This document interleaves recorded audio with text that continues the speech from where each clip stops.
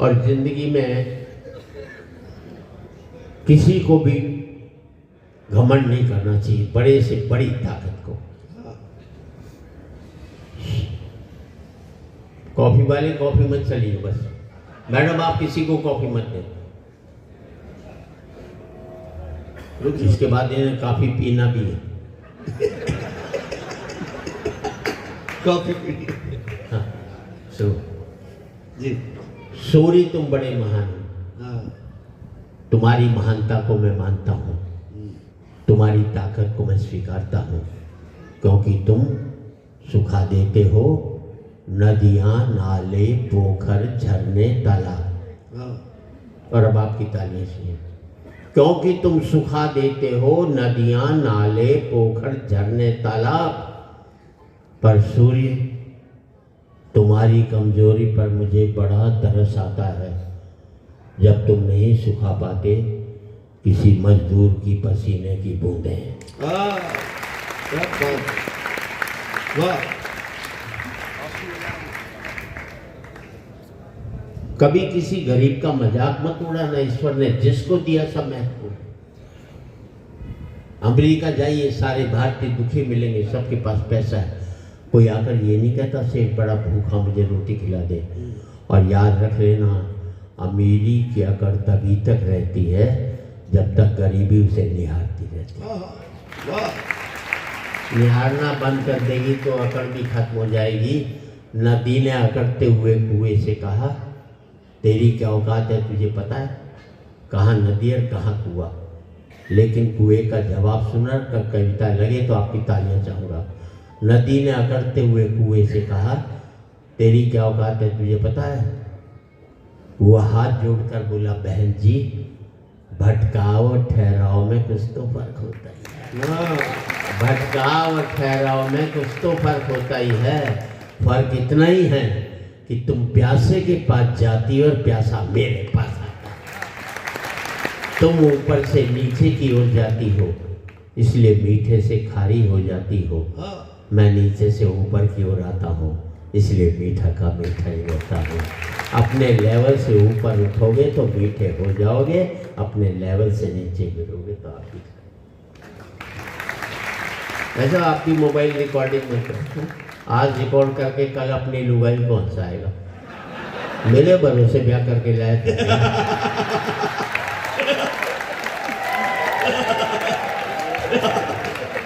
मर्द का बच्चा है तो अपने भरोसे अपनी लुगाई को हंसा, मेरे भरोसे। और आज रिकॉर्ड करके कल देखकर हंसोगे, इससे बड़ी मूर्खता नहीं हो सकती।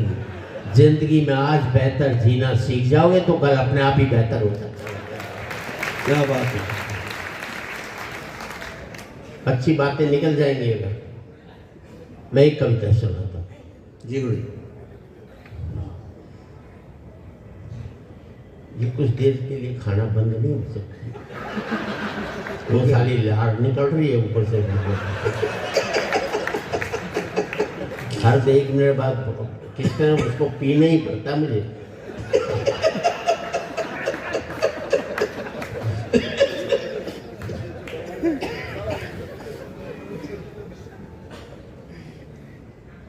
एक कमरा था। आपको लगेगा इस कविता में आपका घर चल रहा है। घरवाली नहीं, घर चल रहा है। डिफरेंस है। कभी आपके पिता ने बताया होगा बेटे एक कमरे में गुजारा करते थे। ये भी बताया होगा शाम की रोटी बड़ी मुश्किल से जुटा पाते थे। कमरे से कोठी तक पहुंचने में हमने क्या कुछ खो दिया, उसकी एक कविता। आपको लगेगा कहीं आपका घर है इसके अंदर। एक कमरा था जिसमें मैं रहता था माँ बाप के साथ। साथ में थी 2 बहनें, एक मेरा भाई। कमरा बहुत बड़ा था, हम लोग थे कम, इसलिए उस कमी को पूरा करने के लिए मेहमान बुला लेते थे। एक कमरे में मेहमान का स्वागत होता था। कोठी में मेहमान आते सोचते कब जाएगा। उर्दू के एक शायर ने कहा, एक वक्त था सोचता था मैं मेहमान कोई आए तो खाना खाऊं, लानत है इस दौर पर। सोचता हूँ अब यह शख्स चला जाए तो खाना खाऊं। मन ही बढ़ गया, मन छोटा हो गया। एक कमरा था जिसमें मैं रहता था माँ बाप के साथ, साथ में थी 2 बहनें, एक मेरा भाई। कमरा बहुत बड़ा था, हम लोग थे कम, इसलिए उस कमी को पूरा करने के लिए मेहमान बुला लेते थे हम। फिर विकास का फैलाव आया, पैसा आ गया, विकास उस कमरे में नहीं समा पाया। जो चादर मेरे पूरे परिवार के लिए बड़ी पड़ती थी, उस चादर से बड़े हो गए हमारे हर एक के पाँव। बुजुर्ग कहते थे, बेटे जितनी चादर होना उतने पाँव पसारना। आज हर आध घंटे में मोबाइल पर किसी बैंक वाले का फोन आता, बोले कर्जा लेगा क्या। और 2 पंक्ति देना चाहता हूँ, इस जवान पीढ़ी को अच्छा लगे तो आपकी तालियां गूंजे कि अपनी इच्छाओं को सीमाओं में बांधे रखिए, वरना ये 100 गुनाहों में बदल जाएंगे। वाह वाह वाह। पहले हम नेसेसिटी के लिए कर्जा लेते थे, आजकल हम लग्जरी के लिए कर्जा लेते हैं। जो चादर मेरे पूरे परिवार के लिए बड़ी पड़ती थी, उस चादर से बड़े हो गए हमारे हर एक के पाँव।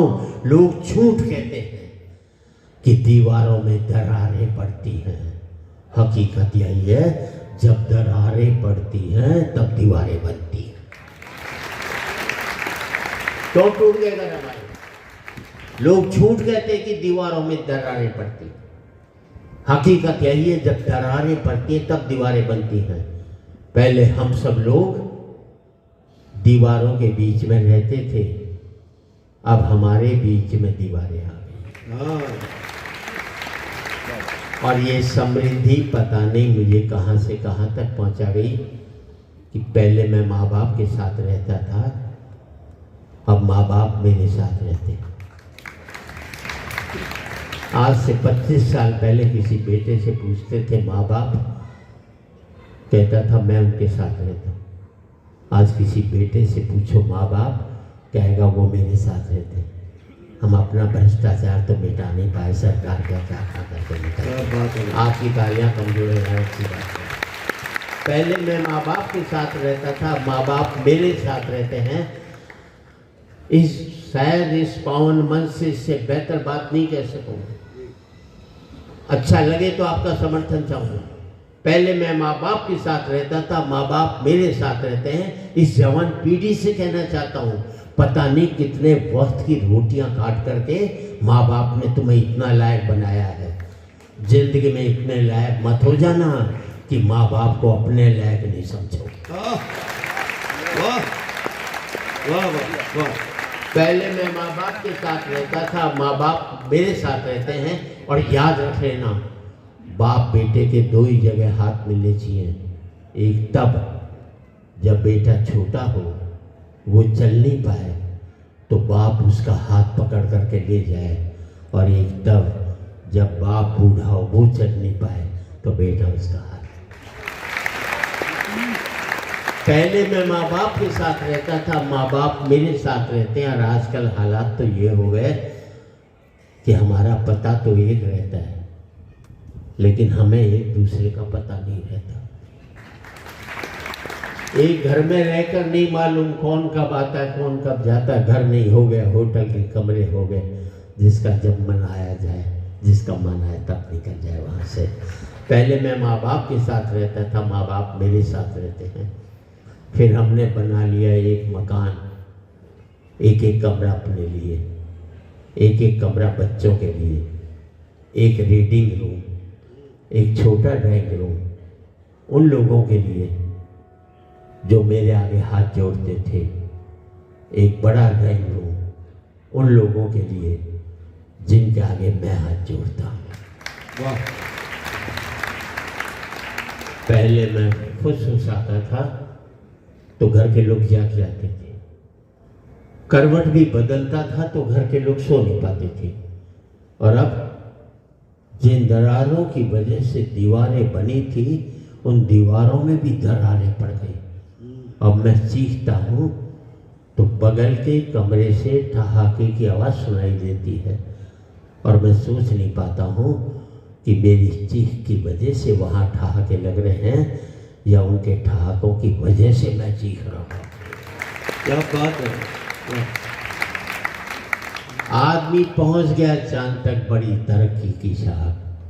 अनपढ़ थे तो सरदार पटेल को चुनते थे, पढ़े लिखे हो गए तो फूलन देवी को चुनकर भेजते हैं। मुल्क एजुकेटेड हुआ है, लर्नेड नहीं हो सका आज तक। आदमी पहुंच गया चांद तक बड़ी तरक्की की शाख। चांद को छूने में घमंड महसूस करते हैं और माँ बाप के पांव छूने में शर्म महसूस करते हैं। आदमी पहुंच गया चांद तक, पहुंचना चाहता है मंगल तक, खोजना चाहता है सूर्य के रहस्य, लेकिन नहीं पहुंच पाता भाई के दरवाजे तक। क्या बात। वाह, और आज इस ऊंचाई पर पहुंचकर मैं सोचता हूं इसके लिए मैंने कितनी बड़ी खो दी है खाइयाँ। अंतिम पंक्तियां आपका तो आशीर्वाद चाहूँगा। अब मुझे अपने बाप की बेटी से अपनी बेटी अच्छी लगने लगी है। अब मुझे अपने बाप की बेटी से अपनी बेटी अच्छी लगने लगी है। मुझे बाप के बेटे से अपना बेटा अच्छा लगने लगा है। पहले मैं माँ बाप के साथ रहता था, अब माँ बाप मेरे साथ रहते हैं। अब मेरा बेटा भी कमा रहा है, कल को मुझे उसके साथ रहना पड़ेगा। और हकीकत यही है दोस्तों, तमाचा मैंने मारा है तो तमाचा मुझे खाना भी पड़ेगा। वाह, वाह। मैं इस युवा पीढ़ी से इतना कहना चाहता हूँ, जिंदगी भर माँ बाप के साथ रहना, ताकि आपके बच्चे जिंदगी भर आपके साथ रह सकते हैं। हो सकता है नौकरी और व्यापार की वजह से आप शारीरिक रूप से साथ न रह पाए, पर जिंदगी भर माँ बाप के साथ मानसिक रूप से भी जुड़े रहोगे तो आपके बच्चे भी आपके साथ जुड़ते रहेंगे। इससे बेहतर मैं कुछ और कह नहीं सकता था। मैं आपसे इतना ही पूछना चाहता हूँ, व्हाट इज योर हाइट? पैसा, पद या प्रतिष्ठा? No, this is not your height, your depth is your height. अगर आप में डेप्थ नहीं है तो आपके हाइट का कोई मतलब नहीं होता। कविता लगे तो आपकी तालियां चाहूंगा। ऊंचाई नहीं होती है पतंग की, ऊंचाई होती है पेड़ की, कि जितना बड़ा होता है उतना ही धरती में गड़ा होता है। जबकि पतंग की ऊंचाई टिकी रहती है डोर पे, जो कि होती है किसी और के हाथों में, जो जब चाहे उसे ऊंचा उठा दे, जब चाहे किसी से लड़ा दे, जब चाहे धरती पर गिरा दे। अब तुम ही सोच लो, तुम पतंग की ऊंचाई पाना चाहते हो या पेड़ की? क्योंकि पेड़ की ऊंचाई पाने के लिए धरती में गड़ना जरूरी है, और पतंग की ऊंचाई पाने के लिए किसी के हाथ में डोर देना आपकी मजबूरी है। राजनीति कुछ भी कहे, लेकिन हम क्या सोचें? मुझे विदा कर देना इन 4 पंक्तियों के साथ। मैंने कब तक पढ़ा ये महत्वपूर्ण नहीं है, कैसा पढ़ा बस यही मैं जानता हूँ। बेवजह 90 साल की जिंदगी नहीं जीनी, 40 साल की विवेकानंद की जिंदगी को जीना है बस। जब तक जिए जिंदगी जिए, ना कि जिंदगी बिताए, तब आपका आशीर्वाद। बहन जी जरा थोड़ी देर रुक जाइए प्लीज।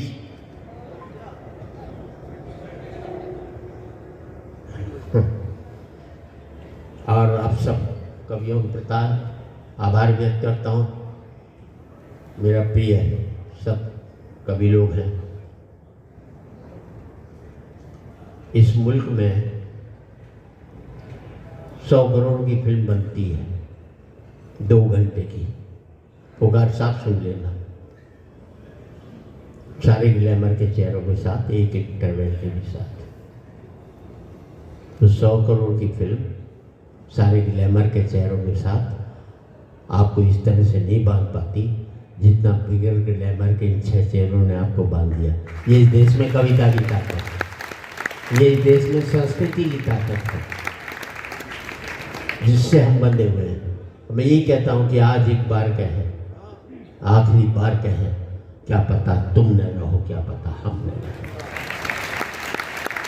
और पूरे सदन की जितनी बची हुई तालियां वो मैं मांगता हूँ आपसे कि आज एक बार कहें, आखिरी बार कहें, क्या पता तुम न रहो, क्या पता हम न रहें, मंदिरों मस्जिद की या किसी इमारत की, माटी तो लगी उसमें भाई मेरे भारत की। मंदिरों मस्जिद की या किसी इमारत की, माटी तो लगी उसमें भाई मेरे भारत की। लहू था हिंदू का, अल्लाह शर्मिंदा रहा, मरा मुसलमान तो राम कब जिंदा रहा। बिखरे बिखरे हैं सभी, आओ मिलजुल कर रहे, क्या बता तुम न रहो, क्या बता हम न रहो।